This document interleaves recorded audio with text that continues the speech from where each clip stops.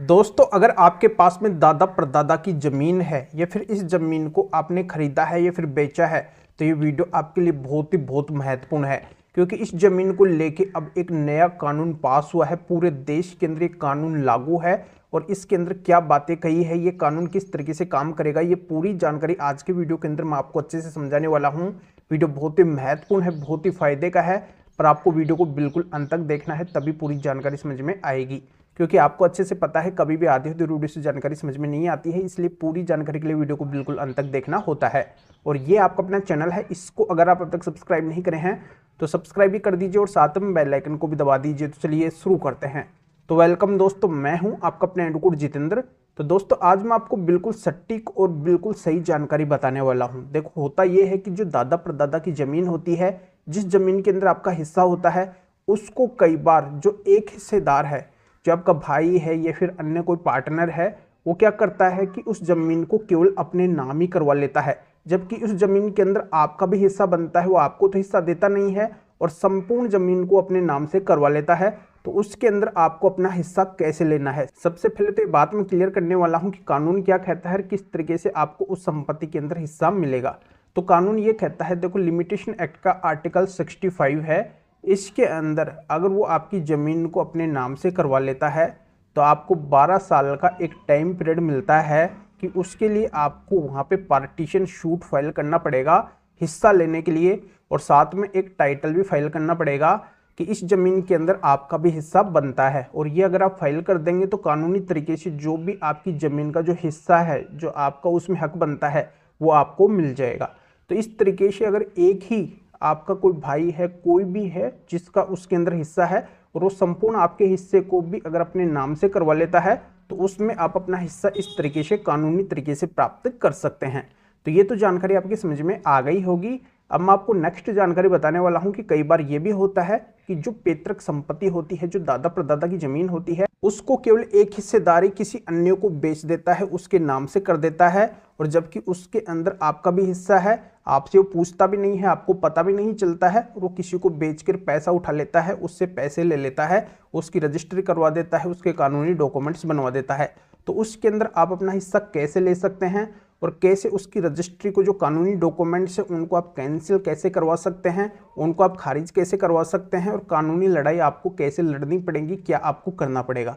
देखो, सबसे पहले यहाँ पे भी लिमिटेशन एक्ट का आर्टिकल 65 के अनुसार मैं आपको बात बताता हूँ कि अगर वो आपके हिस्से को भी किसी के नाम से करवा देता है, किसी को बेच देता है, तो उसकी रजिस्ट्री को आप कैंसिल करवा सकते हैं। और उस रजिस्ट्री को कैंसिल करवाने की अवधि आपको 3 साल की मिलती है कि 3 साल के अंदर ही उस रजिस्ट्री को आप कैंसिल करवा सकते हैं।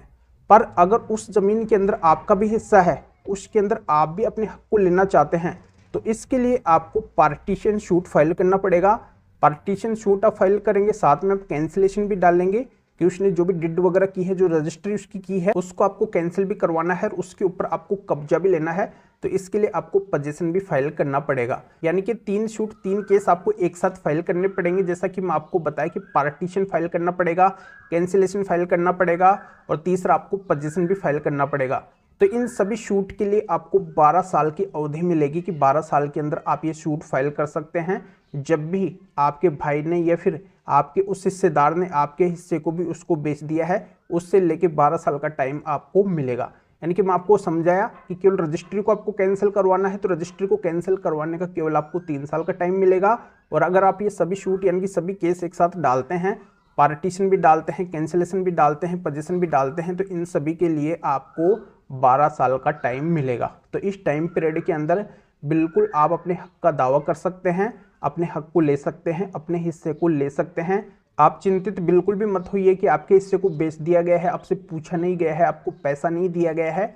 ऐसा अगर नहीं हुआ है तो बिल्कुल आप कानूनी लड़ाई लड़ सकते हैं और अपने हक का, अपने हिस्से का दावा आप कानूनी तरीके से कर सकते हैं। ये आपको जरूर मिलेगा, ये आपका कानूनी हक है। दोस्तों, एक और सबसे महत्वपूर्ण बात मैं आपको समझा देता हूं कि जिसने आपके हिस्से को बेचा है बिना आपसे पूछे हुए, बिना आपकी कंसल्टेशन लिए हुए, और आपको पता भी नहीं है, और ऐसा अगर वो जो करने वाला है वो पूरी तरह से समाप्त हो जाता है, उसका कोई भी अस्तित्व नहीं होता है, उसका कोई वंशज भी नहीं होता है, तो ऐसे में फिर आप अपने हक का दावा किससे करेंगे और कैसे करेंगे। तो जिसने आपकी संपत्ति को खरीदा है उससे भी आप अपने हक का दावा कर सकते हैं। उसके लिए भी आप उसके ऊपर केस डाल सकते हैं। ये नहीं है कि जिसने आपकी संपत्ति को बेचा है, जिसने आपके हिस्से को बेचा है, उसी से आप अपने हक का दावा करेंगे। आप हक का दावा उससे भी कर सकते हैं जिसने आपकी संपत्ति को खरीदा है। तो ये डरने और घबराने की बिल्कुल भी बात नहीं है। ये कानूनी हक आपका बनता है। कानूनी हक की लड़ाई आप इस तरीके से भी लड़ सकते हैं। तो दोस्तों, जानकारी आपके अच्छे से समझ में आ गई होगी। दादा परदादा की जमीन को लेके, पैतृक संपत्ति को लेके ये वर्तमान के अंदर कानून चल रहा है और इस तरीके से आप फायदा उठा सकते हैं। अगर आपकी ये जानकारी समझ में आ गई है तो बहुत ही अच्छी बात है।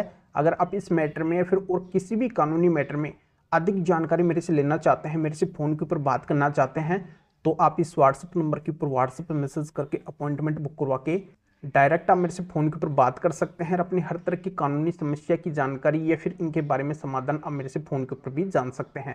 तो दोस्तों, अभी आप इस वीडियो को लाइक भी करें और शेयर भी करें, जो और लोगों को भी इस कानूनी प्रोसीजर का पता चल सके, वो भी अवेयर हो सके और वो भी फ़ायदा उठा सके। तो फिर आगे मिलेंगे आपसे न्यू वीडियो नए टॉपिक के साथ में।